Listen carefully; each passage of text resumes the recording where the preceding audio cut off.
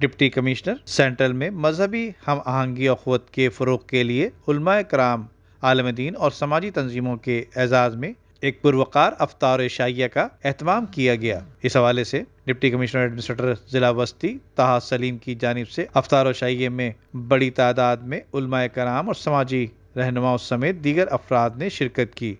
तकरीब से खिताब करते हुए डिप्टी कमिश्नर सेंट्रल ताहा सलीम ने माशरे की फलाह अख़ुवत के फ़रोग़ में उलमाए कराम और समाजी तंजीमों के किरदार को सराहा, जबकि तकरीब में सैलानी वेलफेयर JDC समेत दीगर फलाही तंजीमों के रहनुमाओं ने शिरकत की।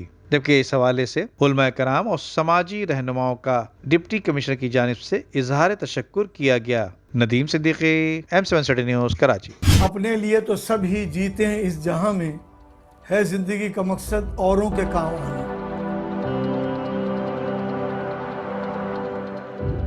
आपका थोड़ा बहुत दिया हुआ भी किसी की जिंदगी में इनकलाब पैदा कर सकता है।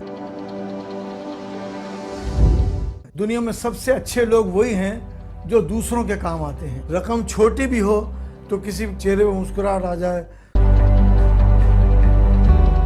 तो यकीनन आपका दिया हुआ अल्लाह की बारगाह में कबूल होगा। आइए अल मुस्तफा से राब्ता कायम कीजिए कि खुद आपकी ज़िंदगी में भी एक इनकलाबी तब्दीली आ जाएगी।